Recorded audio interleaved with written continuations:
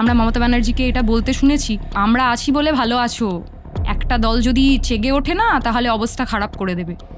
1 second লাগবে, একটা community যখন জোট বাঁধে না, ঘিরে ফেললে 1 সেকেন্ডে দেবে একদম 12টা বাজিয়ে। উনি আসলে এই কথাগুলো খুব খেলার ছলে বলে এটা প্রমাণ করার চেষ্টা করেন যে আমাদেরকেই রাখো, নালে বিজেপি আসলে হচ্ছে যে তোমাদের অবস্থা খারাপ করে দেবে এবং আমরা তোমাদেরকে বাঁচাচ্ছি। প্রথম পাবলিক ভোটে মানুষের রিয়াকশন কি দেখতে পাচ্ছ? আমার জীবনের প্রথম বিধানসভা ভোট, একদমই তাই। কারণ এর আগে ছাত্র রাজনীতি করেছি, ছাত্র রাজনীতিতে বেশ কিছু ভোট লড়েছি, জেতার অভিজ্ঞতা হয়েছে, শেখার অভিজ্ঞতা হয়েছে, কিন্তু এখন দায়িত্ব অনেক বড়। বৃহত্তর বামফ্রন্ট বা সার্বিকভাবে গোটা পশ্চিমবঙ্গের কথা বলি, মূল এজেন্ডা এবছর কি?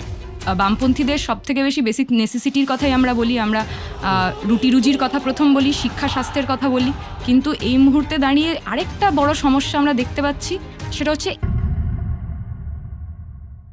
একজন বাবা তার ছেলেকে আরজি করে ডাক্তার দেখাতে গিয়ে লিফটে আটকা পড়ে পিষে গিয়ে মৃত্যু হলো তার। করে লিফটে অপমৃত্যু নিয়ে ফের প্রশ্নের স্বাস্থ্য। আরজিকর হাসপাতালে অস্বাভাবিক মৃত্যুর ঘটনা ঘটেছে। আরজিকর মেডিকেলে লিফটে আটকে মর্মান্তিক মৃত্যু। তার কি দোষ ছিল তিনি মারা গেলেন?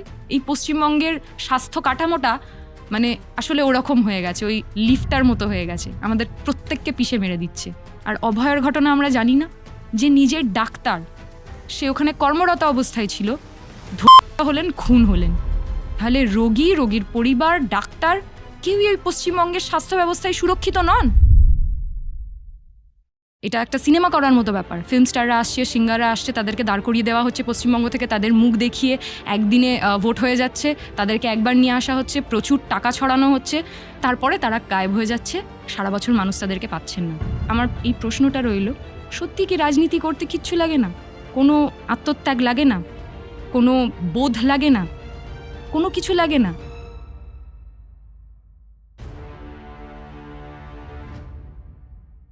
অনুষ্ঠান শুরু করব, তবে স্পন্সর বিরিয়ানিজমকে থ্যাংক ইউ বা ধন্যবাদ জানাই, কারণ আজকের এপিসোড স্পন্সর করার জন্য a very famous biryani brand এই বিরিয়ানিজম। আপনারা যারা বিরিয়ানি লাভার তারা শ্রীরামপুর আসতে পারেন। শ্রীরামপুরে একটা 5তলা আউটলেট রয়েছে বিরিয়ানিজমের, এবং মাহেশেও ফ্রি কার পার্কিং সহ একটি আউটলেট রয়েছে বিরিয়ানিজমের। ডেফিনেটলি যারা খাদ্যপ্রেমী মানুষ তাদেরকে বিরিয়ানিজমে আহ্বান রইল। আমি বিরিয়ানিজমের যাবতীয় তথ্য ডেসক্রিপশানে লিঙ্ক হিসাবে দিয়ে দিচ্ছি।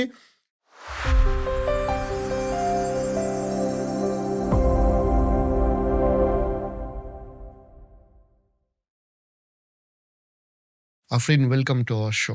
অনেক ধন্যবাদ তোমার নির্বাচনী ব্যস্ততা ছেড়ে এখানে আজকে আমাদের স্টুডিওতে সময় দেওয়ার জন্য। প্রথম তোমার জীবনে ভোট, সেই প্রথম পাবলিক ভোটে মানুষের রিয়াকশন কি দেখতে পাচ্ছ? আমার জীবনের প্রথম বিধানসভা ভোট, একদমই তাই। কারণ এর আগে ছাত্র রাজনীতি করেছি, ছাত্র রাজনীতিতে মানে বেশ কিছু ভোট লড়েছি, জেতার অভিজ্ঞতা হয়েছে, শেখার অভিজ্ঞতা হয়েছে, মানুষকে সঙ্গে নিয়ে কাজ করার অভিজ্ঞতা হয়েছে, সেইগুলো থেকে শিক্ষা নিয়েছি, কিন্তু এখন দায়িত্ব অনেক বড়। মানুষের জন্য কাজ করা, মানুষকে সঙ্গে নিয়ে লড়াই করা, সেই কাজগুলোই করছি। মানুষের কাছে পৌঁছে যাচ্ছি, মানুষের প্রচুর মানে সমস্যার কথা শুনছি। সব থেকে একটা ভালো লাগার বিষয় যে যেহেতু আমার জন্ম বালিগঞ্জে এবং আমি সেখানেই ছোট থেকে বেড়ে উঠেছি, আমার সমস্যাগুলো শুনে কোথাও গিয়ে মনে হচ্ছে যে এটা তো আমার পরিবারেরই সমস্যা। আমি তো ছোট থেকে এই সমস্যাগুলো দেখে দেখেই বড় হলাম। আমার পরিবারও এই একই জিনিস নিয়েই কথা বলে, রোজ এইটা নিয়েই নুন আনতে পান্তা ফুরানোর অবস্থা, যে একটা হলে আরেকটা হয়ে যাচ্ছে, খারাপ হয়ে যাচ্ছে। তো সেইখান থেকে দাঁড়িয়ে যখন সেই মানুষগুলোর কাছে আমি পৌঁছাচ্ছি, তারা যখন বলছে সেগুলোকে আরও বেশি করে নিজের সমস্যা মনে হচ্ছে, নিজের পরিবারের সমস্যা মনে হচ্ছে, এবং বালিগঞ্জের এই যে বৃহত্তর পরিবার আমার, সেই তাদেরকে নিয়ে যে এই লড়াইটা লড়তে হবে এবং এই লড়াইটা যে জিততে হবে, সেইটা আরও বেশি করে মনের মধ্যে গেঁথে যাচ্ছে, এবং মানুষের প্রচুর আশা, ভরসা, ভালোবাসা, আশীর্বাদ সব কিছুই পাচ্ছি। যেহেতু তুমি মানে শিক্ষার ক্ষেত্রে আমি কিছু তোমার কাছে প্রশ্ন নিয়ে আসবো, বিকজ তুমি ছাত্র রাজনীতি করে উঠে এসছো। বালিগঞ্জ এমন একটা সিট, যে সিটে যখন উপনির্বাচন হয় তখন 2021 সালের উপনির্বাচনে সম্ভবত সিপিআইএম দ্বিতীয় নম্বরে চলে আসে, তারা বিজেপিকে ছাপিয়ে চলে আসে। সুতরাং এটা এমন একটা সিট যেখানে আশা জাগানো এবং জেতার একটা আশা সিপিএমের রয়েছে। আমি যদি তোমায় জিজ্ঞাসা করি যে এখন মানুষের কি রেসপন্স তুমি পাচ্ছ, সেটা তো তুমি বললে, তুমি তোমার ভোট নিয়ে কতটা আশাবাদী? দেখুন, আমি ভোট নিয়ে আসলে 100%-এর বেশি যদি আশাবাদী হওয়া যায়, আমি 100%-এর বেশি আশাবাদী। তার কারণ আমি দেখেছি এই বালিগঞ্জ বিধানসভা কেন্দ্র কিভাবে বিভাজনের রাজনীতি, ঘৃণার রাজনীতি এবং এই যে তৃণমূল আর বিজেপি মিলেমিশে একাকার হয়ে যাচ্ছে, তাদের যে এজেন্ডা, মানুষ বিরোধী এজেন্ডা, সেটার বিরুদ্ধে মানুষ কিভাবে নিজের মতামতকে গঠন করছে, মানুষ কিভাবে সেটার বিরুদ্ধে আওয়াজ তুলছে, কথা বলছে। বাই ইলেকশনের কথা আপনি তুললেন, তো সেখান থেকে বাই ইলেকশনে আমরা যদি ক্যান্ডিডেটকে দেখি, বাই ইলেকশনের ক্যান্ডিডেট কে ছিলেন? বাবুল সুপ্রিয়। বাবুল সুপ্রিয় তার আগে কোন দলে ছিলেন? বিজেপিতে ছিলেন। বিজেপি থেকে তাকে টেনে নিয়ে চলে আসা হলো তৃণমূলের ওয়াশিং মেশিনে। তৃণমূলের ওয়াশিং মেশিনে নিয়ে এসে তাকে একদম সাফ করে দিয়ে আমাদের বালিগঞ্জের বিধানসভার ক্যান্ডিডেট দাঁড় করিয়ে দেওয়া হলো। বালিগঞ্জের মানুষ কি চুপ করে বসে থাকলো? বালিগঞ্জের মানুষ চুপ করে বসে ছিল না। বালিগঞ্জের মানুষ তার বিরুদ্ধে ভোট দিয়েছিল। আমি বলতে পারি তৃণমূলের কর্মী, বহু নেতারা হচ্ছে যে বালিগঞ্জ বিধানসভায় বাবুল সুপ্রিয়র আগেনস্টে ভোট দিয়েছিল, কারণ মানুষ কখনো এটা মেনে নিতেই পারেনি যে বাবুল সুপ্রিয় হচ্ছে যে বিজেপি নয়, সে তৃণমূলে পরিণত হয়েছে। প্রচুর ক্ষোভ আমরা দেখেছি। আমি নিজে ওই অঞ্চলের বাসিন্দা, আমি নিজে দেখেছি মানুষের মধ্যেকার ক্ষোভ। এবং এইবারে যদি আমরা দেখি, তৃণমূল সাহস দেখায়নি বাবুল সুপ্রিয়কে বালিগঞ্জের মতো একটা বিধানসভা থেকে ক্যান্ডিডেট করতে, তাকে রাজ্যসভায় পাঠিয়ে দিয়েছে। এবং মানুষজনের কাছে বাবুল সুপ্রিয় এখনও বিজেপি, ফলে মানুষ তাদের বিরুদ্ধে ভোট দিয়েছে। এবং মানুষ এই মুহূর্তে চাইছে শিক্ষার কথা, মানুষ চাইছে কাজের কথা, মানে গরিব মানুষজন তারা কাজ চাইছে, তারা ভালোভাবে থাকতে চাইছে, বাঁচতে চাইছে। এই বালিগঞ্জ বিধানসভার মধ্যেই তো হচ্ছে যে একাধিক বস্তি অঞ্চল পড়ে, সেই বস্তি অঞ্চলগুলোর পরিস্থিতি দমবন্ধকর পরিস্থিতির মধ্যে মানুষজন রয়েছে। এক একটা পরিবারে 15 জন বাড়ি পিছু একটা করে শৌচালয় রয়েছে। তাদের ভয়ঙ্কর দমবন্ধকর পরিস্থিতি, তার সাথে সাথে যে পাশে ড্রেনেজ সিস্টেম, পাশে যে ড্রেনটা রয়েছে সেটা উপচে পড়ছে নোংরায়, জলে, সমস্ত কিছুতে। সেই সমস্ত কিছু নিয়ে একটা ঘরে ছেলেদের মেয়েদেরকে নিয়ে তারা মানুষ করছেন এবং তারা আতঙ্কে দিন কাটাচ্ছেন যে তাদের ছোট বাচ্চাটার বোধহয় এক্ষুনি ম্যালেরিয়া বা ডেঙ্গুটা হয়ে যাবে। এবং প্রশাসনকে বলে কিছু হয় না, কোনো উপায় নেই। বৃষ্টি যদি পড়ে, তাহলে বৃষ্টি পড়লে আমরা দেখতে পাচ্ছি যে সেখানে 4 দিন জল নামছে না, তারা খাবার জল পাচ্ছে না। ইলেকট্রিকের তার পড়ে গিয়ে 15 জনের গতবার মৃত্যু হয়েছিল। এই সমস্ত সমাধান থেকে বালিগঞ্জের মানুষ, গোটা পশ্চিমবঙ্গের মানুষ নিস্তার চাইছে। তারা বাঁচতে চাইছে, তারা কাজ চাইছে, তারা শিক্ষা চাইছে, তারা এই সমস্ত কিছু থেকে বেঁচে একটা বিকল্প চাইছে। এইগুলোর বিরুদ্ধে গিয়ে একটা বিকল্প চাইছে এবং সেই বিকল্প নিয়ে হাজির হয়েছি আমরা বামপন্থীরা। সেই বিকল্পগুলো দেওয়ার আমরা কথা বলছি। তুমি একটা কথা বলো, সেটা হচ্ছে যে তুমি যে পয়েন্টগুলো বললে, it's a very valid point. দুটো বিষয় এখানে অবজার্ভ করার আছে। সেটা হচ্ছে, এক হচ্ছে এরপর যখন আবার লোকসভা নির্বাচন আসে, তখন ওই বালিগঞ্জ বিধানসভা অঞ্চল থেকেই বামপন্থীরা ফির দ্বিতীয় থেকে তৃতীয় স্থানে চলে আসে। এবং দ্বিতীয়ত হচ্ছে, তুমি যেটা বললে যে বাবুল সুপ্রিয়র বিরুদ্ধে ভোট দিয়েছিলেন, ঠিক, কিন্তু স্টিল বাবুল সুপ্রিয় জিতেছিলেন। তো কোথায় সমস্যা হয়ে যাচ্ছে যে এত একটা কলকাতা শহরের একটা সো কল্ড, আমি যদি পজ এরিয়া হিসেবে ধরি, তার মধ্যে বালিগঞ্জ একটা জায়গা হিসেবে টপ 2 বা টপ 3-তে আসবেই, কিন্তু সেখানেও কখনো দ্বিতীয়, কখনো তৃতীয় হয়েই শান্ত থাকতে হচ্ছে। কেন প্রথম হতে পারছো না? তার কারণ আমরা যদি, আপনি যেটা বললেন সেই কথার সাথে একদম সহমত। তার কারণ এই বিজেপি আর তৃণমূল মিলেমিশে একাকার হয়েছে। তারা ভাগের রাজনীতি করে, তারা ঘৃণার রাজনীতি করে। আমরা মমতা ব্যানার্জিকে এটা বলতে শুনেছি যে একটা দল যদি আমরা আছি বলে ভালো আছো, একটা দল যদি চেগে ওঠে না তাহলে অবস্থা খারাপ করে দেবে।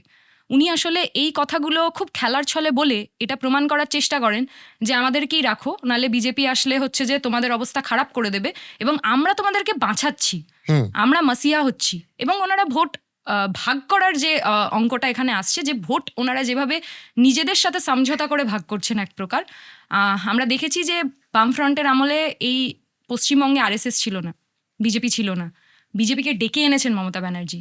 এবং ওনারা মিলেমিশে একাকার হয়ে যেভাবে বাবুল সুপ্রিয়কে নিজের দলে নিয়ে এসেছিল, একাধিক নেতা মন্ত্রীকে আমরা এদিক থেকে ওদিকে যেতে দেখেছি, ওদিক থেকে এদিকে আসতে দেখেছি। এবং সেইভাবেই ওনারা ভোট ভাগ করার মাধ্যমে এবং মানুষজনকে রুটি রুজির বদলে তারা হচ্ছে যে ধর্মের নামে ভাগ করছে, ভাষার নামে ভাগ করছে, ভাগ করে হচ্ছে যে তারা কন্টিনিউয়াসলি আমাদেরকে যে আমাদের মূল এজেন্ডাগুলো রয়েছে, সেই মানুষের যে পেটের খিদে রয়েছে সেগুলো ভুলিয়ে দেওয়ার চেষ্টা করছে। মূল এজেন্ডা এবছর কি? আমি যদি বৃহত্তর বামফ্রন্ট বা সার্বিকভাবে গোটা পশ্চিমবঙ্গের কথা বলি, not for only your seat, গোটা বাংলার ক্ষেত্রে।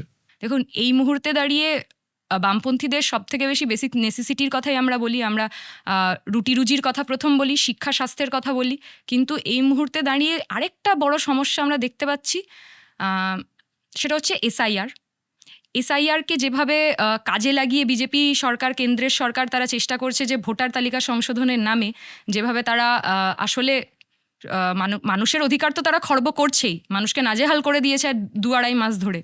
এবং আমাদের তৃণমূল সরকারেরও ভূমিকা সেখানে খুব একটা ভালো সেটা আমরা বলতে পারবো না।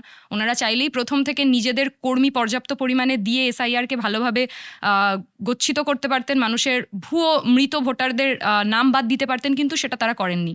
তারা একটা প্রতীকী প্রতিবাদ দেখিয়েছেন, শো অফ করেছেন, স্টান্টবাজি করেছেন, কিন্তু এসআইআর নিয়ে তারা আর বেশি মাথা ঘামাননি, তারা নির্বাচনের মধ্যে ঢুকে গেছেন। এবং বিজেপি এই এসআইআরটাকে হাতিয়ার করে ভোটার তালিকা থেকে ভোটার তালিকা সংশোধনের নাম করে সেটাকে নাগরিকত্বের সাথে জুড়ে দেওয়ার চেষ্টা করছে।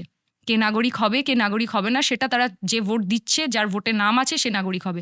এখনও তো কালকেও যে সাপ্লিমেন্টারি লিস্ট বেরিয়েছে, মোরাললেস 10 লক্ষ মানুষের নাম হয়তো সেখানে বাদ গেছে, এবং তার আগের বহুজনের নাম অ্যাডজুডিকেশনে রয়েছে, লজিক্যাল ডিসক্রিপেন্সির নামে তাদের নাম বিভিন্ন জায়গায় ঝুলে রয়েছে। এই মানুষগুলো জানেন না যে তারা এই মুহূর্তে দাঁড়িয়ে সত্যি ভোট দিতে পারবেন কি পারবেন না, এবং ভোট না দিতে পারলে তাদের ভবিষ্যৎ কি, এই অনিশ্চয়তার মধ্যে বিজেপি ঠেলে দিয়েছে। ফলত ভোটাধিকার এই মুহূর্তে একটা খুব গুরুত্বপূর্ণ ইস্যু। আরেকটা গুরুত্বপূর্ণ ইস্যু রয়েছে, সেটা হচ্ছে রাজনীতির ভাষা বদল। আসলে আমরা লড়াই করছি আরেকটা কাজের জন্য, সেটা হচ্ছে রাজনীতির ভাষাটা আসলে বদলাতে হবে। রাজনীতি এখন একটা এমন জায়গায় পরিণত হয়েছে যে ফিল্ম স্টার, এটা একটা সিনেমা করার মতো ব্যাপার। ফিল্ম স্টাররা আসছে, সিঙ্গাররা আসছে, তাদেরকে দাঁড় করিয়ে দেওয়া হচ্ছে পশ্চিমবঙ্গ থেকে, তাদের মুখ দেখিয়ে একদিনে ভোট হয়ে যাচ্ছে, তাদেরকে একবার নিয়ে আসা হচ্ছে, প্রচুর টাকা ছড়ানো হচ্ছে, এবং তারপরে তারা গায়েব হয়ে যাচ্ছে, সারা বছর মানুষ তাদেরকে পাচ্ছেন না। আচ্ছা, সত্যি আমার এই প্রশ্নটা রইল, সত্যি কি রাজনীতি করতে কিচ্ছু লাগে না? কোনো আত্মত্যাগ লাগে না? কোনো বোধ লাগে না? কোনো কিছু লাগে না? কোনো রাজনৈতিক সচেতনতা লাগে না? এই পশ্চিমবঙ্গ এই রাজনীতিকে কেন এরকম জায়গায় টেনে নিয়ে যাচ্ছে, এবং কারা টেনে নিয়ে যাচ্ছে? তো আমার মনে হয় রাজনীতির ভাষা বদল এটাও খুব একটা গুরুত্বপূর্ণ প্রশ্ন এবং গুরুত্বপূর্ণ চ্যালেঞ্জ এই মুহূর্তে দাঁড়িয়ে। ফিল্ম স্টার নিয়ে তুমি একটা কথা বললে, সেখানে কিন্তু এই প্রশ্নটাও আসে যে ধরো ব্যারাকপুর লোকসভা কেন্দ্র বা বিভিন্ন ক্ষেত্রে দেখা গেছে বহু শিল্পী, বহু ফিল্ম স্টাররা বামপন্থীদের হয়ে হয় ভোটে দাঁড়িয়েছেন, নয় তাদের প্রচারে এসেছেন। তাহলে কেউ কেউ যদি তৃণমূলের ফেভারে আসেন বা বেশি সংখ্যায় আসেন, তাহলে সমস্যা কোথায়?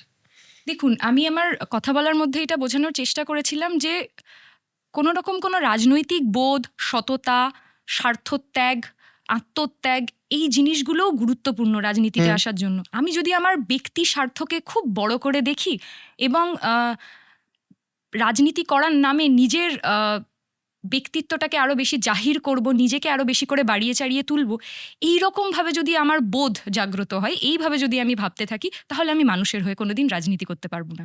কোনো ফিল্ম স্টার পেশায় তিনি ফিল্ম স্টার হতে পারেন, পেশায় তিনি সিঙ্গার হতে পারেন, পেশায় তিনি নিজে একজন ডিভোটেড রাজনৈতিক কর্মী হতে পারেন, কিন্তু তার আসল উদ্দেশ্যটা যেন যখন মানুষের প্রতিনিধি হওয়ার জন্য লড়াইয়ে তিনি নামছেন, মানুষের জন্য কাজ করা হয়, সেটাই যেন হয়।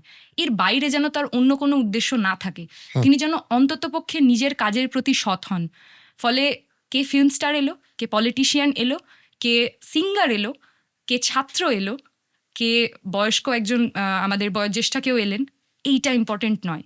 তিনি কতটা সৎ এবং তিনি কতটা মানুষের জন্য কাজ করতে চান, সেইটা খুব বেশি গুরুত্বপূর্ণ। মানুষের জন্য কাজ করা এবং তোমার ছাত্র রাজনীতি থেকে উঠে আসা বলে আমি তোমায় জিজ্ঞাসা করছি। এই যে ধরো শিক্ষাক্ষেত্র বা শিক্ষার দুর্নীতি যেটা হচ্ছে, তোমার কি মনে হয় যে অলরেডি পার্থ চট্টোপাধ্যায়ের একটা সাক্ষাৎকার আমি দেখছিলাম একটি মিডিয়া চ্যানেলে, তিনি বলছেন দুর্নীতি নাকি কোনো ইস্যুই নয়, হোয়াট এভার। এই যে ধরো শিক্ষা দুর্নীতি, সেটা কি তোমার মনে হয় যে তোমার কেন্দ্রে বা গোটা পশ্চিমবঙ্গে একটা ইস্যু হতে চলেছে? দেখুন, আমি যেভাবে মানুষজনের সাথে মিশছি, কথা বলছি, নিজে যেহেতু ছাত্র রাজনীতি করেছি, ছাত্র রাজনীতি করাকালীন ছাত্রদের এবং আমাদের যা সমস্যা ছিল সেই সমস্ত কিছু নিয়ে বহু লড়াই লড়েছি। হুম। কিছু লড়াই জিতেছি, কিছু লড়াই হেরেছি, অভিজ্ঞতা সঞ্চয় করেছি। সেখান থেকে আমি বলতে পারি এই পশ্চিমবঙ্গের বেশিরভাগ মানুষ তো আসলে উচ্চবিত্ত নয়, হুম। নিম্ন মধ্যবিত্ত, নিম্নবিত্ত মানুষ। আমাদের জেনারেশনের, আগের জেনারেশন বা আমাদের জেনারেশনটা অবধি আপনি দেখবেন সকলেই সরকারি স্কুলে পড়াশোনা করেছে হুম। এবং সেই স্কুল থেকেই উঠে এসেছি এবং সেখান থেকেই মাধ্যমিক, উচ্চ মাধ্যমিকে ফার্স্ট, সেকেন্ড, থার্ড আমরা দেখতাম। সরকারি স্কুলগুলোর পরিকাঠামো অসাধারণ, সেখানকার মাস্টারমশাইদের পড়ানোর ধরন অসাধারণ। সেইটা আস্তে আস্তে সেই গরিমার জায়গা, সেই সমস্ত রকম পরিকাঠামো আস্তে আস্তে ধসে পড়লো এই সরকারের আমলে। এবং আমার অঞ্চলে যে সমস্ত সরকারি স্কুলগুলো রয়েছেন সেই স্কুলগুলোতে আমি দেখতে পাচ্ছি ধীরে ধীরে ছাত্রছাত্রীর সংখ্যা কমছে। কেন কমছে? তাদের কি প্রচুর হঠাৎ করে টাকা পয়সা বেড়ে গেছে, শিক্ষা খাতে দেওয়ার মতো তার পরিবারের কাছে প্রচুর টাকা এসে গেছে? না, আসেনি। কিন্তু তারা বাধ্য হচ্ছেন অন্য কোথাও গিয়ে অন্য কোনো স্কুলে পড়াতে, কারণ তারাও বুঝতে পারছেন এই সরকারি স্কুলগুলোতে শিক্ষক নিয়োগ হয় না। এই সরকারি স্কুলগুলোতে শিক্ষক নেই বলে একাধিক সাবজেক্ট পড়ানোতে তারা ব্যর্থ হয়ে যাচ্ছেন। সরকারি স্কুলগুলোতে যেহেতু পর্যাপ্ত পরিমাণে ফান্ড আসে না, কোথাও ছাদ ধসে পড়ছে। গ্রামাঞ্চলে আমি যদি যাই সেখানে দেখতে পাবো যে ছাদও নেই, পাকা ছাদওয়ালা কোনো ঘর নেই। সেই সমস্ত জায়গায় দাঁড়িয়ে গরিব ঘরের ছেলেমেয়েরা কোথায় পড়াশোনা করতে যাবে? তাদের কি তাহলে শিক্ষা থেকে বঞ্চিত করা হবে? এই পশ্চিমবঙ্গের শিক্ষা ব্যবস্থাটাকে বাঁচানো খুবই জরুরি। এবং শিক্ষা মানে শুধু স্কুল শিক্ষা নয়, কলেজ শিক্ষার ক্ষেত্রেও আপনি যদি দেখেন যে আমাদের এই শুধু বালিগঞ্জে নয়, গোটা পশ্চিমবঙ্গের কলেজগুলোতে গিয়ে দেখুন, মানে physics honours, chemistry honours, maths অনার্সেও 4 জন 5 জন, ম্যাক্সিমাম 10 জন করে ভর্তি হচ্ছে। কেন? তারা কেউ পড়তে চায় না অনার্স। তারা প্রত্যেকে বুঝে গেছে তাদের সিনিয়র দাদা দিদি হতে পারে, কাউকে দেখে তারা বুঝে গেছে যে এ তো পড়লো, এ তো গ্র্যাজুয়েশন করলো, মাস্টার্স করলো, এমএসসি করলো, সব কিছু করলো, কিন্তু এর কাছে তো এখনো চাকরি নেই, এসএসসিটা তো হয় না। তাহলে আমরা যদি মাস্টার্স করি, আমরা যদি এমএসসি করি, তাহলে আমরা তো চাকরি পাবো না। তাহলে আমাদেরকে অন্য কোনো বিকল্প কিছু ভাবতে হবে। ফলত কেউ আর কোর সায়েন্সের জায়গা, কোর রিসার্চের জায়গা, কোর পড়াশোনার জায়গা, সাবজেক্টের জায়গা, এই সমস্ত নিয়ে আর কেউ পড়াশোনা করতে চাইছে না। তারা কোনো এমন কোর্স করতে চাইছে যেখানে ইমিডিয়েটলি একটা চাকরি আছে। এবং সেইটার ক্ষেত্রে এনইপি আমাদেরকে সুযোগ দিয়েছে। এনইপির অনেক ভালো দিক আছে বলে অনেকে বলেন। আমরা দেখছি এনইপির বিরোধিতা করলেন আমাদের রাজ্য সরকার, একটা ছদ্ম বিরোধিতা, এবং এনইপিটাকে এসিপি বানিয়ে আমাদের এই গোটা রাজ্যে ইমপ্লিমেন্ট করে দেওয়া হলো। অ্যাজ সাচ কোনো চেঞ্জ করা হলো না। কিন্তু এই এনইপিটা কীভাবে ইমপ্লিমেন্ট হবে, তার কি সিলেবাস হবে, সেখানে কি পড়ানো হবে, শিক্ষকরা কি শিক্ষা দেবেন, সেই গোটাটাই না ছাত্ররা জানে না শিক্ষক জানে, যারা এটা তৈরি করেছে তারা জানে। এবং 5 বছর হয়ে গেল, আমরা 2026 সালে, এখনও এনইপির কোনো রিপোর্ট ব্যাক আসেনি যে কতটা সরকার ইমপ্লিমেন্ট করতে পেরেছে, কতটা সরকার ইমপ্লিমেন্ট করতে পারেনি। এবার তুমি আমাকে একটা কথা বলো, তুমি যে কথাগুলো বললে সেগুলো খুবই গুরুত্বপূর্ণ, কিন্তু তার সাথে তৃণমূল সরকারের বিভিন্ন সোশ্যাল ওয়েলফেয়ার স্কিম চলে এসছে, যুবশ্রী এসছে, ভাতার পরিমাণ আরও বাড়িয়ে দেওয়া হয়েছে 500 টাকা করে। তোমার কি মনে হয় না যে কোথাও গিয়ে মানুষ মনে করবে যে এই সরকার এসছে বলে তো আমি মাস গেলে একটা ফিক্সড ইনকাম সরকারের থেকে যা হোক কিছু একটা পাচ্ছি, যেটা তৃণমূলের সো কল্ড ভোটের প্রচার হতে চলেছে, এবং তারা এটাই বলছে যে মমতা বন্দ্যোপাধ্যায় আছেন বলে আপনি পেয়েছেন। তো কোথাও গিয়ে মনে হয় যে এই যে অসুবিধা, এই যে উচ্চশিক্ষার অসুবিধা কিংবা শিক্ষা কিংবা সিলেবাসের অসুবিধা, এটা শুধুমাত্র এই সমস্যাটা এলিট ক্লাসে, যদিও এই সমস্যাটা শুধু এলিট ক্লাসের নয়, এটা সাধারণ মানুষেরও সমস্যা। স্টিল এই প্রবলেমের কথাটা ভোটের সময় শুধুমাত্র এলিট ক্লাসের মাথাতেই চলে যাবে, আর বাকি গোটা পশ্চিমবঙ্গ কোথাও গিয়ে হয়তো ভাববে যে আমি তো এখান থেকে মাস গেলে একটা ভাতা পাই, তাহলে আমি তৃণমূলকেই ভোট দেবো, এবং ভোটটা আবারও সেই তৃণমূল কিংবা বিজেপির বাইনারিতে গিয়ে আটকে যাবে। আসলে এই শিক্ষার সমস্যাটা যে এলিট ক্লাসের নয়, সেইটা বলার জন্যই তো এই লড়াইটা। এই শিক্ষাটা যাতে সকলে পায়, সকলের জন্য শিক্ষা চাই, এই দাবিটা তো হচ্ছে যে আমরা করি। এবং অবশ্যই মানুষজনের যে ভাতা পাচ্ছেন, সেই ভাতার সাথে চাকরি পাওয়ার, কাজ পাওয়ার তো কোনো বিরোধিতা নেই। ভাতা নিতেই পারেন, অবশ্যই ভাতা দেওয়ারও প্রয়োজনীয়তা আছে। আমরা বামপন্থীরা তো বলছি যে, আমরা বহু বছর আগে থেকে বলছি যে বেকার ভাতার পরিমাণ বাড়াতে হবে, 7,000 7,500 টাকা ভাতার পরিমাণ করতে হবে, এবং তার সাথে সাথে একজন যে কোনো মানুষের কাজ করবেন যিনি এই পশ্চিমবঙ্গে, তার ন্যূনতম 22,000 টাকা মজুরি করতে হবে। এইটা বামপন্থীদের বিকল্প। মানুষ যদি দায়িত্বে আমাদেরকে দায়িত্ব দেয়, মানুষের সরকার যদি গঠন হয়, তাহলে এইগুলো হবে। সমস্ত অস্থায়ী যারা কর্মী রয়েছেন তাদেরকে স্থায়ী করা হবে। লাইক এই সিভিক পুলিশ বা ইত্যাদি, তুমি অবশ্যই যেটা বলছো। এই সমস্ত কিছু করা হবে, কিন্তু এই যে শিক্ষার পয়েন্টটা আপনি বললেন যে শিক্ষা তো আসলে এলিট ক্লাসের, এটা তো কোথাও গিয়ে না, আমি বলছি ভাবনা ভাবনা চিন্তা। চিন্তাতে চলে যাবে এবং ভাতা নিয়েই মানুষজন স্যাটিসফাইড থেকে যাবেন। সরকারি প্রকল্প ভাতা দেবে, ওয়েল অ্যান্ড গুড, ফাইন, ভাতা দিক, কিন্তু ভাতার সাথে কাজটাও দিক। কন্যাশ্রী হচ্ছে, হোক, কিন্তু নারীর ক্ষমতায়ন হচ্ছে, মেয়েদের ক্ষমতায়ন সত্যি হচ্ছে? ওই কন্যাশ্রীটা নিয়ে ওই মেয়েটার বিয়ে হয়ে যাচ্ছে না তো বাল্য বয়সেই? সেটাও দেখার দায়িত্ব সরকারের। উচ্চশিক্ষায় মেয়েরা কত দূর অবধি এগোতে পারছে, তার জন্য পর্যাপ্ত স্কলারশিপ আছে কি নেই, সেটাও দেখার দায়িত্ব এই সরকারের। কেন গরিব ঘরের ছেলে মেয়েটা স্বপ্ন দেখবে না সে উচ্চশিক্ষায় শিক্ষিত হবে? কেন কেন তাকে শুধুমাত্র ছোট বয়সে তোমাকে তো বাবা ভাতা দিচ্ছি, আমাদের দিকে এসো, আমাদের দিকে ভোটটা দাও, এইখানে পরিণত করে দেওয়া হবে? কেন ১,৫০০ টাকাতেই তাকে সুখে থাকতে হবে? তার গোটা মাসের জন্য তার যা খরচ লাগে সেটার জন্য তাকে পড়াশোনা করতে করতে আরেকটা জায়গায় কাজ করতে যেতে হবে? এই প্রশ্নগুলো তোলার খুব প্রয়োজনীয়তা রয়েছে এবং মানুষজন সেই প্রশ্ন তুলছে এবং মানুষের এই চাহিদাগুলো তারা পূরণ করতে পারছে না।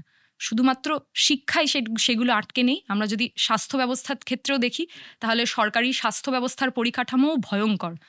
আমরা লকডাউনের সময় তো সেগুলোর হাতে নাতে উদাহরণ পেয়েছিলাম, যে কিভাবে একটা কোথাও সাধারণ মানুষ কোথাও সরকারি জায়গাগুলোতে ভর্তি হতে পারছিলেন না।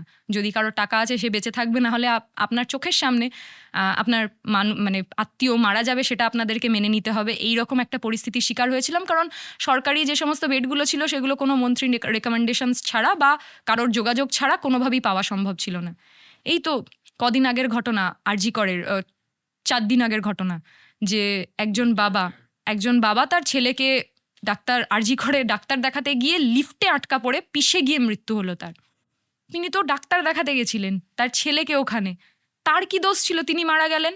এই পশ্চিমবঙ্গের স্বাস্থ্য কাঠামোটা মানে আসলে ওরকম হয়ে গেছে, ওই লিফটার মতো হয়ে গেছে, আমাদের প্রত্যেককে পিষে মেরে দিচ্ছে। আর অভয়ের ঘটনা আমরা জানি না, যে নিজের ডাক্তার, সে ওখানে কর্মরত অবস্থায় ছিল, ধরা হলেন, খুন হলেন। তাহলে রোগীর পরিবার, ডাক্তার কেউই ওই পশ্চিমবঙ্গের স্বাস্থ্য ব্যবস্থায় সুরক্ষিত নন। তাহলে কীরকম স্বাস্থ্য ব্যবস্থার কীরকম সুপার স্পেশালিটি হসপিটাল আমাদের মুখ্যমন্ত্রী মমতা ব্যানার্জি আমাদেরকে দিয়েছেন? সেইগুলোর বিরুদ্ধেও লড়াই, যাতে সরকারি স্বাস্থ্য ব্যবস্থার উন্নতি ঘটানো সম্ভব, পরিকাঠামোগত উন্নয়ন ঘটানো সম্ভব, এবং যে সমস্ত জায়গায় দুর্নীতি চক্র রয়েছে সেই দুর্নীতিগুলোকে ভাঙা যায়, সেই ঠেকগুলোকে ভাঙা যায়। মানুষের সরকার গঠন করা প্রয়োজনীয়তা রয়েছে। তুমি প্রসঙ্গটা উঠলো বলে আমি তোমায় বলছি, আমি জানি না কতটা এই প্রসঙ্গটা গভীরে যাওয়া উচিত, বাট যেহেতু এখন স্পষ্টত মিডিয়াতে এসছে, আমি তোমার মতটা জিজ্ঞেস করবো। অভয়ের মা এবং বাবা 2-3 দিন আগে একটি প্রেস কনফারেন্স করেন, তুমিও নিশ্চয়ই জানো। সেখানে বলেছেন যে বামপন্থীরা আসলে আমার মেয়ের নামে ভোট চাইছে এবং তারা আমার মেয়েকে ভোটে ব্যবহার করতে চেয়েছে, সেই জন্য আমি বিজেপির পাশে আছি। তোমার কি মনে হয়? তুমি তো আন্দোলনটাতেও ছিলে। আমার একটাই বক্তব্য, অভয়ার বাবা মার যে মানসিক যন্ত্রণার মধ্যে দিয়ে গেছেন সেইটা খানিক বোঝার চেষ্টা করব। পুরোটা তো হয়তো আমাদের পক্ষে অনুভব করা সম্ভব নয়। সেই জায়গা থেকে, শ্রদ্ধার জায়গা থেকেই বলছি যে ওনারা এটা ভাবতেই পারেন, কিন্তু বামপন্থীরা যখন আন্দোলন করেছে, হাজার হাজার লাখো লাখো মানুষ যখন রাস্তায় নেমেছে, ছাত্ররা যখন রাস্তায় নেমেছে, বাচ্চা ছেলেমেয়েরা যারা রাজনীতির কিচ্ছু বোঝে না, তারাও যখন বাবা মার সাথে একটা এরকম ভয়ঙ্কর ঘটনার প্রতিবাদে নেমেছে, বহু মানুষ এরকম আছেন যারা রাজনীতি পছন্দ করেন না বলে তারা দাবি করেন, তারাও এই ঘটনার প্রতিবাদে নেমেছে। তারা কেউ জানতেন না, এবং আরও একটা ইম্পর্টেন্ট কথা, যারা গাড়িটা আটকে ছিলেন তারা কেউ জানতেন না যে অভয়া ব্যক্তিগতভাবে কোন রাজনৈতিক দলের সমর্থক বা পছন্দ করে। একটা ঘৃণ্য ঘটনা ঘটেছে, একটা অমানবিক ঘটনা ঘটেছে, একটা পাশবিক ঘটনা ঘটেছে। সেই ঘটনার বিরোধিতা করা, সেই ঘটনার বিচার চাওয়া, অভয়ার বিচার চাওয়া, নির্যাতিতার বিচার চাওয়া, সে যে কোনো দলমত নির্বিশেষে মানুষ হোক না কেন, তার হয়ে বিচার চাওয়া, এইটাই আমাদের কাজ, এটাই মানুষের কাজ ছিল। মানুষ সেইটার জন্যই নেমেছিল রাস্তায়। এবং অভয়ার বাবা মা হয়তো ভুলে যাননি যে যখন তারা দাবি করলেন যে আমাদের সিবিআই তদন্ত চাই, এই রাজ্যের সরকারের ওপর আমাদের ভরসা নেই, তারপরে ওনারা বাইরেও গিয়েছিলেন এবং সেখানে গিয়ে দেখা করতে চেয়েছিলেন, সেখানে ওনাদেরকে দেখা করেননি, অমিত শাহ ওনাদের সাথে দেখা করেননি। ওনারা প্রত্যেকটা জায়গায় চিৎকার করে বলেছেন আমরা ন্যায্য বিচার পাচ্ছি না, এই বিচার ঠিক হচ্ছে না। তাহলে কি কোথাও গিয়ে সাধারণ মানুষের বিচার পাওয়ার কোনো জায়গা নেই? যতক্ষণ না আপনি একটা ক্ষমতার জায়গায় যাচ্ছেন, যতক্ষণ না আপনি একটা নির্দিষ্ট দল জয়েন করছেন, ততক্ষণ তারা আপনাকে বিচার দেবে না। কোথাও গিয়ে এটাই তো প্রমাণিত হয়ে যায়। ফলে কে কোন দলকে সমর্থন করবেন সেটা তার ব্যক্তিগত ব্যাপার হতে পারে। তিনি বিজেপি, তৃণমূল, পৃথিবীর যে কেউই দলকে সমর্থন করুন না কেন, নির্যাতিতা কেউ হলে, কারোর সাথে অন্যায় হলে, কারোর সাথে দোষ করা হলে সেইটা নিয়ে বিচার চাইতে আমরা সর্বদা রাস্তায় থাকবো। নারী সুরক্ষা নিয়ে তার মানে তোমার অভিযোগ রয়েছে যে পশ্চিমবঙ্গে নারী সুরক্ষা নিয়ে অসুবিধা, মানে অসুবিধা মিন্স নারী সুরক্ষা সঠিকভাবে দিতে পারছে না পশ্চিমবঙ্গ সরকার, এটা তোমাদের বক্তব্য। তোমার কোথায় মনে হচ্ছে যে কোথায় কোথায় খামতি থেকে যাচ্ছে এই নারী সুরক্ষা নিয়ে, বা তোমরা কোথায় গিয়ে একমত নয়? কারণ তৃণমূল তো বলছে যে আমাদের এখানে অ্যাডমিনিস্ট্রেশন যথেষ্ট সচ্ছল, ইনক্লুডিং অভয়া, যে আমরা যাকে অ্যারেস্ট করেছিলাম 24 ঘন্টার মধ্যে সিবিআই তাকেই শাস্তি দিয়েছেন এবং সুপ্রিম কোর্ট পর্যন্ত বলেছেন যে হ্যাঁ এই দোষী, প্রথম কথা। দ্বিতীয় কথা হচ্ছে সেন্ট্রাল গভর্নমেন্টের একটি রিপোর্ট, আমি এক্স্যাক্ট রিপোর্টটা মনে করতে পারছি না, যেখানে কলকাতাকে একটা সেফেস্ট সিটি হিসাবে গণ্য করা হয়েছে বিগত 2 বছরের রিপোর্টে।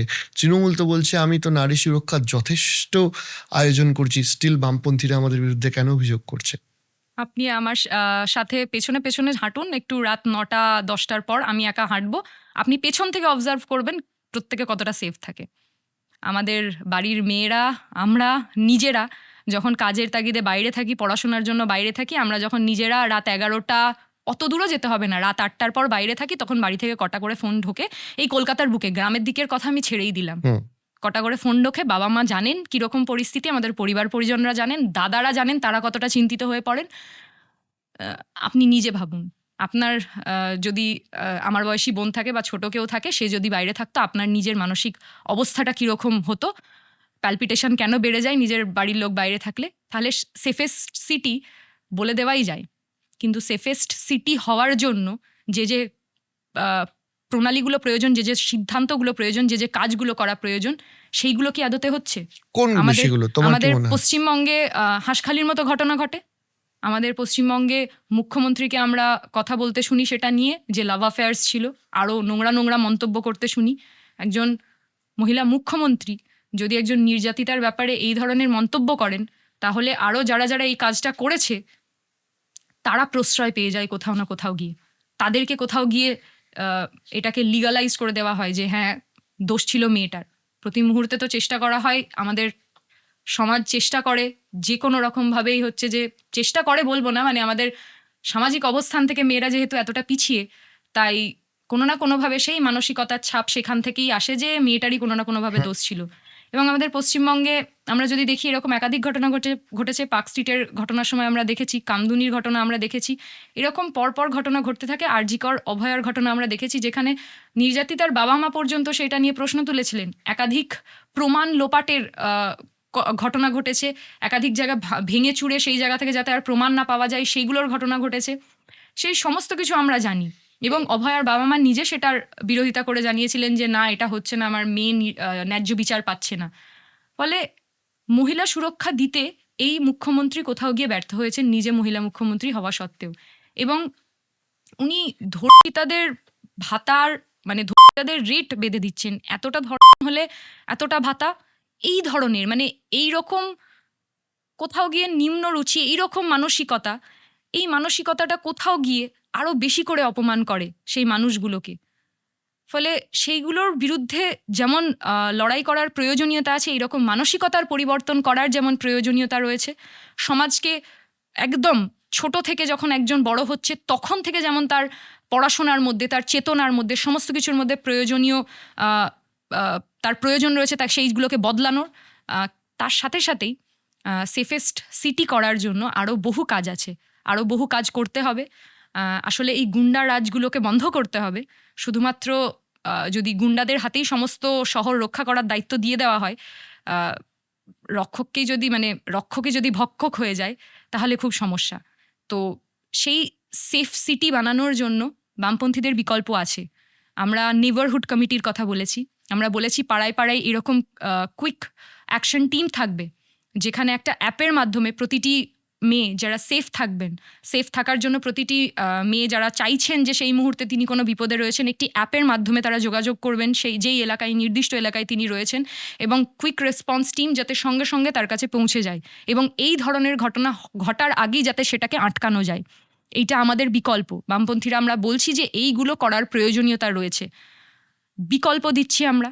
একই সাথে সাথে ধরুন প্রচুর ছেলেমেয়েরা থাকে যারা কাজ করতে বাইরে থাকেন, তাদের বাবা মারা এখানে থাকেন, তাদেরকে দেখার লোক থাকে না, বড় বড় বিল্ডিংগুলোতে বাবা মা একা থাকেন, তাদের খোঁজ খবর নেওয়ার লোক থাকে না। আমরা সেখানেও বিকল্প দিচ্ছি। আমরা বলছি আসলে সরকারেরই কাজ তাদের নিজেদের নাগরিকদের দায়িত্ব কর্তব্য তার সমস্ত কিছু দেখা। ফলে আমাদের যে কুইক রেসপন্স টিম পাড়ায় পাড়ায় তৈরি হবে, তাদের এই যে বয়স্ক মানুষদের দেখার জন্য একটা কুইক রেসপন্স টিম থাকবে। প্রতি সপ্তাহে গিয়ে তারা তাদের খোঁজ খবর নিয়ে আসবে এবং প্রতি সপ্তাহে গিয়ে খোঁজ খবর নিয়ে তাদের যা সমস্যা, তাদের যা প্রয়োজনীয় জিনিস তাদেরকে দিয়ে আসা, সেটার কাজও করবে। ফলে আমরা বামপন্থীরা আমরা বিকল্প দিতে জানি, আমরা বিকল্প দিচ্ছি এবং সেটা মানুষের বিকল্প, সেটা নিয়ে লড়াইটা জারি রয়েছে। তোমাকে বহু সিপিআইএম এর প্রেস কনফারেন্সেও দেখা গেছে। সেখানে আমি জিজ্ঞাসা করছি যে একটা হয় যে একটা নেতৃত্ব বা নেত্রীর সোকল্ড এক্সপেকটেশন 2026-এর ভোটে ওভারঅল গোটা বাংলা থেকে তোমাদের বা তোমার এক্সপেকটেশনটা কি, কিরম হতে পারে রেজাল্ট? দেখুন, রেজাল্ট এক্স্যাক্টলি সব আসন পেয়ে যাব এরকম কথা তো বলবো না, কিন্তু অবশ্যই এটা বলবো যে বামপন্থীরা একটা ইম্পর্টেন্ট ফ্যাক্টর হতে চলেছে। যে সরকার গঠন হবে সেই সরকার বামপন্থীদের কথাবার্তা ছাড়া, বামপন্থীদের মতামত ছাড়া কোনো রকম অন্যরকমভাবে চলতে পারবে না, কারণ সেখানে বামপন্থীরা একটা গুরুত্বপূর্ণ দায়িত্ব পালন করবে, ভূমিকা পালন করবে। সেই রকম একটা এক্সপেকটেশনস তো আছে, কারণ মানুষ বিপুল পরিমাণে সাড়া দিচ্ছে, মানুষ বাংলা বাঁচানোর লড়াইয়ে নেমে পড়েছে। বালিগঞ্জ বিধানসভায় যদি আসি, যে তুমি অলরেডি বললে যে বিভিন্ন বস্তিবাসীদের সেখানে সমস্যা রয়েছে বা সেখানে একটা বড় অংশে সংখ্যালঘু ভোটও রয়েছে, তুমি কোন কোন পরিবর্তনগুলো স্পেসিফিক করতে চাও বা কোন কোন ডেভেলপমেন্টের কাজগুলো করতে চাও যদি তুমি জিতে আসতে পারো? তো আমি একটু অন্য কথা বলবো এখান থেকে দাঁড়িয়ে, যে আমি নিজে তো একজন মহিলা, আবার ধর্মে মুসলিম এবং আবার হায়ার স্টাডিজ করছি, তাহলে আমি সংখ্যালঘু এবং আমি বলতে চাইছি যে এই পরিস্থিতিতে দাঁড়িয়ে এই যে মানুষরা রয়েছে যারা বালিগঞ্জ, শুধু বালিগঞ্জ বিধানসভা নয়, সমস্ত জায়গায়, সেই সমস্ত জায়গায় যে মানুষগুলো রয়েছে তারাও শোষিত, তারাও কোনো না কোনোভাবে শোষিত। সেই শোষিত মানে আমিও অপ্রেসড, তারাও অপ্রেসড, প্রত্যেকের মাত্রা আলাদা আলাদা হতে পারে, কিন্তু তাদের সাথে যদি আমি এই সাক্ষ্যতাটা অনুভব করতে পারি যে তারা অপ্রেসড এবং আমি অপ্রেসড, এবং আমাদের এই একটা যদি কমিউনিটি গড়ে ওঠে, তাহলে সেই কমিউনিটি বাকি যে সমস্ত ঘটনাগুলো রয়েছে, বাকি যে সমস্ত রিলিজিয়াস আইডেন্টিটি বলুন, আরও যা যা সেক্টোরিয়ান আইডেন্টিটি রয়েছে, জেন্ডার আইডেন্টিটি বলুন, সেই সমস্ত কিছুকে ডমিনেট করতে পারে।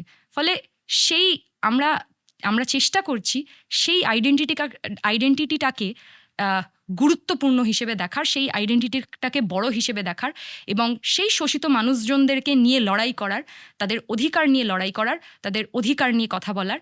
এবং বালিগঞ্জ বিধানসভা কেন্দ্রে যেহেতু বিভিন্ন মানুষজন রয়েছেন, বিভিন্ন, সেটা আমি বস্তি অঞ্চলের সমস্যার কথা বললাম, ঠিক একই রকমভাবে বড় বিল্ডিং অঞ্চলে, হাই রাইজে বিভিন্ন জায়গায় মানুষজন রয়েছে। আমাদের শিক্ষা থেকে শুরু করে, স্বাস্থ্য থেকে শুরু করে কাজ, এই দাবিগুলো খুব গুরুত্বপূর্ণ ইস্যু এই জায়গায়। খাবার জলের সমস্যা খুব গুরুত্বপূর্ণ ইস্যু। ফলে সেই সমস্ত কিছু নিয়ে লড়াই করার জন্য আমরা মাঠে নেমেছি। বস্তি অঞ্চলে গিয়ে যেমন শুনতে পাচ্ছি যে খাবার জলের অভাব রয়েছে, তেমনি হাই রাইজ গুলোতে গিয়ে এটাও শুনতে হচ্ছে যে রান্নার গ্যাসের দামটা যেভাবে বেড়েছে, টাকা দিলেও তো আর গ্যাসটা পাওয়া যাচ্ছে না। সেখান থেকে এই প্রসঙ্গটা এসেই যায় যে বাইরে যুদ্ধ লাগছে এবং আমাদের রান্নাঘরে টান পড়ছে। যার প্রচুর টাকা রয়েছে সেও এই মুহূর্তে কিন্তু গ্যাসটা পাচ্ছে না। এবং আবার যদি খানিক এই দিকে আসি, তাহলে বলতে পারবো যে আমার গ্রামের বাড়ি হুগলি জেলায়। হুগলি জেলার কোথায়? আমার গ্রামের বাড়ি হুগলি জেলার তারকেশ্বরে, আচ্ছা, তার ভেতরে। আমিও হুগলি জেলার ছেলে, যাই হোক। আচ্ছা, তো সেই গ্রামের বাড়ি থেকেই খবর এলো, মানে আমার পিসি থাকেন, তো উনি বললেন যে একজন আলু চাষি মারা গেছেন, কারণ উনি 2 টাকা দামের বস্তা পাচ্ছেন না, মানে সেই দামটাও উনি পাচ্ছেন না, সেই আলুই আমরা এখানে এত গুণ বেশি দামে কিনছি। এই মাঝের টাকাটা কোথায় যাচ্ছে? বাজার অঞ্চলে যখন প্রচার করছি তখন মানুষজন এই প্রশ্নটাই করছে। ফলে এই প্রশ্নটা নিয়েও লড়াই করার জায়গা রয়েছে, যে এই মাঝের টাকাটা নিয়েও কারা ৯-৬ করে দিচ্ছে, কারা ফুলে ফেপে উঠছে, সেটা নিয়ে কাজ করতে হবে। নির্দিষ্ট টাস্ক ফোর্স গঠন করতে হবে যারা বাজারগুলোতে নিয়ন্ত্রণ আনবেন। মানুষ যদি দায়িত্ব দেয়, আমরা নিজেরা মার্কেটে নামবো, আমরা নিজেরা সেটা দেখবো দাঁড়িয়ে যে কারা হচ্ছে এই কালোবাজারিটা করার চেষ্টা করছে এবং কারা সেটা করছে। ফলে নির্দিষ্ট অঞ্চলে অঞ্চলে, বাজারে বাজারে, বিভিন্ন জায়গায় টাস্ক ফোর্স গঠন করা হবে, যেখানে এই যে মাঝের টাকা নিয়ে ৯-৬ করা হচ্ছে, জিনিসপত্রের দাম বাড়ানো হচ্ছে, সেইটা নিয়ে কাজ করা যায়। একই সাথে বলো বলো বলো। একই সাথে আমাদের যে সরকারি স্কুলগুলো রয়েছে সেগুলোর অবশ্যই পরিকাঠামোর উন্নয়ন রয়েছে, আমাদের উন্নয়ন করার প্রয়োজন রয়েছে। আমার বাড়ির খুব কাছে হচ্ছে যে একটা পুরনো modern school, modern government school. সেখানে আমার নিজের দাদা পড়াশোনা করেছে, র্যাঙ্ক করতো সেখান থেকে। এখন বর্তমানে সেখানে ছাত্র সংখ্যা এত ধীরে ধীরে কমে আসছে যে টিচারদেরকে অন্য জায়গায় বদলি করে দেওয়া হচ্ছে, যে অন্য স্কুলে পাঠিয়ে দেওয়া হচ্ছে, এবং ধীরে ধীরে স্বাভাবিক আরও বহু স্কুলের মতো ওই স্কুলটাওকে কখনো বন্ধ করে দেওয়া হবে। বালিগঞ্জ গভর্নমেন্টের মতো একটা স্কুল, সেখানে টিচার নেই বলে সাবজেক্ট বন্ধ হয়ে গেছে।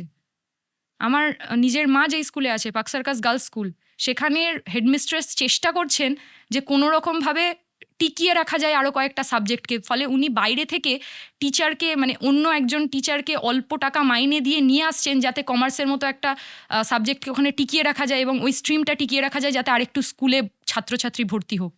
ফলে এই স্কুলগুলোর যে ধ্বংসাবশেষ, সেই স্কুলগুলো আমরা ছোট থেকে দেখে বড় হয়েছে, এই স্কুলগুলো যেভাবে শেষ হয়ে যাচ্ছে, সেইগুলোকে বাঁচানোর প্রয়োজনীয়তা আছে। আমাদের ওই অঞ্চলে যে সমস্ত বস্তি অঞ্চলের ছেলেমেয়েরা থাকে এবং বহু মধ্যবিত্ত পরিবার থেকে ছেলে মেয়েদের পড়াশোনা করার জায়গাওগুলো, তাদের পড়াশোনা বন্ধ হয়ে যাবে, সেটাকে বাঁচাতে হবে, সেটার লড়াইটা লড়তে হবে এবং মানুষকে সঙ্গে নিয়ে লড়াই করতে হবে। মানুষ এগুলো চাইছে। ওই অঞ্চলের স্বাস্থ্যকেন্দ্রগুলো বলতে তো কিছু নেই। সামনে যে হাসপাতালগুলো রয়েছে, সেই হাসপাতালগুলোতে গিয়ে দেখবেন নিচে মাটিতে মানুষ বসে রয়েছে, ভর্তি করছে না, বেড নেই, এবং ওই অবস্থাতেই চিকিৎসা করে মানুষজন বেরিয়ে আসছে। তাদের কথা কে বলবে যদি আমরা না বলবো, বামপন্থীরা না বলবো? মানুষ দায়িত্ব দিলে সত্যিকারের সুপার স্পেশালিটি হসপিটাল বলতে কী বোঝায়, এবং মানুষ যাতে একটা বেড পায়, সেখানে গেলে মানুষ যাতে সত্যি সত্যি তার চিকিৎসাটা সেখানে হয়, সেইটা নিয়ে লড়াই করার প্রয়োজনীয়তা আছে। সেটা নিয়ে আমরা বামপন্থীরা লড়াই করছি। ফলে বামপন্থীরা বিকল্প দিচ্ছে বস্তি অঞ্চল থেকে শুরু করে, হাই রাইজ থেকে শুরু করে সমস্ত জায়গায়, এবং মানুষকে সঙ্গে নিয়ে লড়াই করছে। এই মানুষকে সঙ্গে নিয়ে লড়াই এবং শিক্ষাক্ষেত্রের যে কথাটা উঠে এলো, সেখানে একটা প্রশ্ন উঠে আসছে যে ধরো গোটা দেশ জুড়েই দেখা যাচ্ছে যে একটা ট্রেন্ড চলছে যে ইংলিশ মিডিয়াম স্কুলগুলোতে ভর্তি হওয়ার। এটা শুধু পশ্চিমবঙ্গের ট্রেন্ড না, বহু রাজ্যের বহু মেট্রো সিটি ট্রেন্ড যে ইংরাজি মাধ্যম স্কুলগুলোতে গিয়ে ভর্তি হচ্ছে এবং প্রাইভেট স্কুলগুলোতে গিয়ে ছাত্রছাত্রী ভর্তি হচ্ছে। তৃণমূল সরকারের বক্তব্য হচ্ছে এটা একটা অল ইন্ডিয়া ট্রেন্ড, এটা শুধু আমাদের এখানে নেই, প্রথম কথা। দ্বিতীয় কথা, এই ইংরাজি নিয়ে তারা বলছে যে বামপন্থীদের কথাই বলতে হবে না, কারণ তারা এককালে ইংরাজি তুলে দিয়েছিল। তুমি এর কাউন্টারে কি বলবে?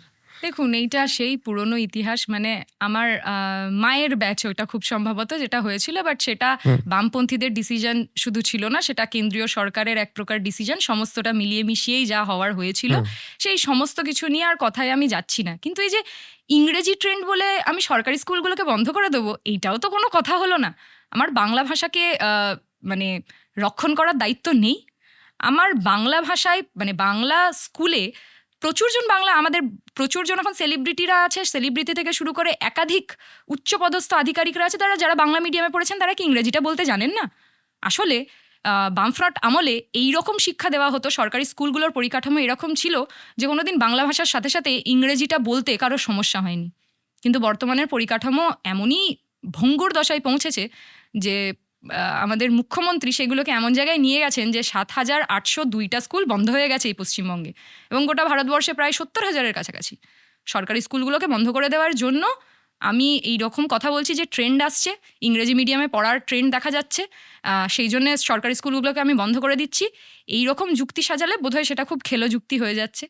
কিন্তু আরেকটা জিনিসও বলার, এই যে বাংলা ভাষাকে সংরক্ষণের কথা খানিকটা আমি বললাম, সেখান থেকে এটাও বলার যে এই যে 3 ল্যাঙ্গুয়েজ পলিসি নিয়ে আসা, 3 ল্যাঙ্গুয়েজ পলিসিও কোথাও গিয়ে মানুষের মনে এটা কি গাচ্ছে যে আসলে বাংলাটা পড়ে কি হবে, পশ্চিমবঙ্গ ছাড়া আমার ছেলে তো অন্য কোনো রাজ্যে গিয়ে সেই বাংলাটা বলতে পারবে না, কারণ তাদের চোখের সামনে তারা দেখতে পাচ্ছেন যেভাবে আমাদের গরিব পরিযায়ী মানুষরা যখন এই রাজ্যে কাজ না পেয়ে অন্য রাজ্যে যাচ্ছেন, সেখানে বাংলা ভাষা বলার জন্য কিভাবে বিজেপি শাসিত রাজ্যগুলো তাদের উপর আক্রমণ নামিয়ে আনছে। ফলে সেটার বিরোধিতাও আমরা করছি যে আমাদের 15 বছরে এখানে কোনো শিল্প নেই, কাজ নেই, গরিব মানুষকে আপনারা কাজ দিতে পাচ্ছেন না, এবং যখন তারা বাইরের রাজ্যে যাচ্ছে তখন বিজেপির হাতে মার খেতে হচ্ছে। সেটা নিয়ে আপনি কেন কোনো বড় প্রতিবাদ আন্দোলন করলেন না? কেন বিল পাশ করালেন না? সেই রাজ্যগুলোকে হুঁশিয়ারি দিলেন না এমন কিছু যেটা নিয়ে হচ্ছে যে তারা বাধ্য থাকতো আমাদের কোনো পশ্চিমবঙ্গের মানুষের গায়ে বাংলা বলার জন্য একজন কেউ হাত দিতে পারতো না? আমাদের দেশে, আমরা নিজেদের দেশে থেকে আমাদেরকে বাংলাদেশি বলে বলা হচ্ছে, কেন বলা হবে? সেইগুলো নিয়েও লড়াই করার জায়গা রয়েছে। এবং এই যে হিন্দি হিন্দু হিন্দুস্তান, এইটা যে বানানোর চক্রান্ত এই বিজেপি সরকার করছে এবং বাংলাভাষীদেরকে কোণঠাসা করছে, মারধর করছে, অত্যাচার করছে, তারাই আবার পশ্চিমবঙ্গে এসে এই ভোটে ভোট চাইছে, যারা বাংলাকে এত ঘৃণা করে, বাংলার মানুষকে মারে। ফলে পশ্চিমবঙ্গের মানুষ এটা তো বুঝে গেছে যে বিজেপিকে ভোট দিয়ে ভোটটাকে নষ্ট করার কোনো মানে হয় না। অবশ্যই বিজেপি একটা খুব গুরুত্বপূর্ণ শক্তি, কিন্তু লড়াইটা তো তৃণমূলের সাথেই হচ্ছে, বামপন্থীদের। এই যে ভোটটা আসছে, সামনের ভোট, তোমার কেন্দ্রে হোক বা গোটা বাংলার পরিপ্রেক্ষিতে সব থেকে বড় কম্পিটিটর কে, তৃণমূল নাকি বিজেপি? দেখুন, যেটা বললাম যে বাংলার মানুষ তো বুঝে গেছে যে বিজেপিকে ভোট দিয়ে তারা ভোট নষ্ট করতে চাইছে না, সেটা বিভিন্ন জায়গায় আমরা দেখলেও বুঝতে পারছি। কিন্তু বিজেপি তো তার ভাগের রাজনীতিতে নামবে, তার ঘৃণার রাজনীতিতে নামবে, সেটার সাথে লড়াই করার যে লড়াইটা, সেই লড়াইটা লড়ে নেওয়া হবে। কিন্তু তৃণমূল যেভাবে তলে তলে বিজেপিকে আশ্রয় দিচ্ছে, তৃণমূল যেভাবে ভাগের রাজনীতিটা করছে, সেইটার বিরুদ্ধেও লড়াই করতে হবে। এই তৃণমূলের দুর্নীতিরাজের বিরুদ্ধেও লড়াই, বিজেপির ঘৃণার বিরুদ্ধেও লড়াই। কিন্তু বিজেপিটা ফ্যাক্টর নয়, তৃণমূলটাই ফ্যাক্টর, যারা বিজেপিকে টিকিয়ে রেখেছে, যারা আরএসএসকে টিকিয়ে রেখেছে। আমরা তো মমতা ব্যানার্জিকে বলতে শুনেছি যে পুরনো আরএসএস ভালো, এবং মোহন ভাগবত তো মমতা দিদিকে একদম শ্রদ্ধা করে একদম সব জায়গায় সমর্থন দিয়ে দেন মোটামুটি। ফলে সেখানে এই আরএসএস তো আসলে বিজেপিকে চালায়, এবং মমতা ব্যানার্জির বহু বড় বড় লিডাররা যারা হচ্ছে যে পুরনো আরএসএস এর লোকজন, তারাও চালাচ্ছে তৃণমূলটাকে। তাহলে এই দুটো দল আলাদা কোথায় হলো? তাদের কাজকর্ম তো সেই একই রয়ে গেল। এবং এই দুটো দলের যে রাজনীতি, সেটা কোথাও গিয়ে মানুষের পক্ষের রাজনীতি হচ্ছে না। তারা গরিব খেটে খাওয়া মানুষের কথা বলছে না, সাধারণ মানুষের হক রুটি রুজির কথা বলছেন না। বিজেপি যেমন একদিকে আম্বানির কথা বলে, আম্বানি জির কথা বলে, আদানি জির কথা বলে, মোদি জির পকেট ভরানোর কথা বলে, তেমনি আমাদের এই পশ্চিমবঙ্গে তৃণমূল মমতা ব্যানার্জির পকেট ভরানোর কথা বলে, অভিষেক দার পকেট ভরানোর কথা বলে, স্যান্ডো গেঞ্জি পরে কাউকে টাকা নিতে দেখা যায়, তোয়ালে মুড়িয়ে কাউকে টাকা নিতে দেখা যায়, এবং তাদেরকে মন্ত্রিসভা আলো করে বসে থাকতে দেখা যায়। ফলে যারা শুধুমাত্র নিজেরা মাইনরিটি এবং তারা নিজেদের পকেট ভরানোর কথা বলে, তারা কখনো মানুষের রাজনীতি করে না, তারা কখনো মানুষের হয়ে রাজনীতি করে না। বামপন্থীরা মানুষের হকের রুটি রুজির লড়াইয়ের কথা বলছে, তাদের জন্য রাজনীতি করছে, তাদেরকে সঙ্গে নিয়ে রাজনীতি করছে।